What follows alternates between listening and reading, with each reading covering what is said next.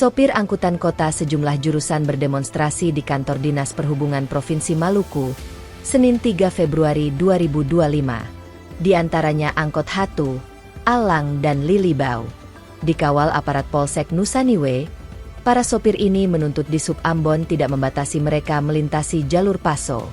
Kepada tribunambon.com, Dewan Pembina Organda AKDP Hatu, Faisal mengatakan pembatasan tersebut tidak sesuai surat izin trayek, kartu pengawasan, dan SK tarif. Maka dari itu mereka berharap, Dinas Perhubungan Provinsi Maluku dapat berkoordinasi dengan Dinas Perhubungan Kota Ambon dalam menengahi masalah ini. Tak mendapatkan hasil yang memuaskan, AKDP Hatu, Alang, dan Lilibau langsung menuju Polsek Teluk Ambon dalam meminta pengamanan akses jalur mereka. Hal tersebut agar tidak terjadi hal yang diinginkan. Dia punya tujuan kedatangan ke sini membawa aspirasi dari teman-teman kendala yang ada di lapangan yang dilakukan oleh Dinas Perhubungan Kota, CKI bidang perhubungan darat itu. Dia mencegah mobil-mobil Hatu tidak boleh melintasi Paso, tapi harus melintasi JMP. Ya.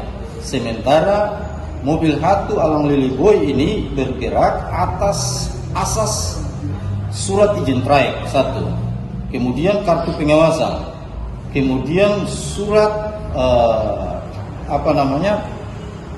SK tarif yang di dalamnya ada keputusan mobil Hatu Alang Lilibau dia bergerak dari tempat naik hingga ke Merdeka, dia jalur Paso lewat underpass masuk Tantui Bawah, balik lagi juga arah demikian sesuai dengan SK yang ada. Yang sementara terjadi di lapangan adalah pencegahan oleh Dinas Perhubungan Kota Ambon yang mencegah mobil-mobil Hatu Alang Lilibau yang melewati Paso dilarang, harus melewati JMP. Sementara kita bergerak atas 3 asas itu. Jadi kami minta supaya Dinas Perhubungan Provinsi bisa berkoordinasi dengan Dinas Perhubungan Kota Ambon untuk persoalan ini segera dituntaskan dengan baik.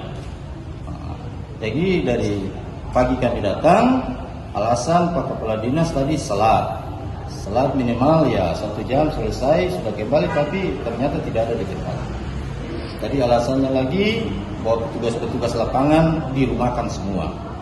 Jadi harapan kami kan tidak ada kejelasan bagaimana kami harus bertuburkan dengan Dinas Perhubungan Kota Ambon, CKI bidang perhubungan darat yang sementara ada di lapangan mencegah kami untuk tidak beroperasi sesuai dengan SK yang kami terima.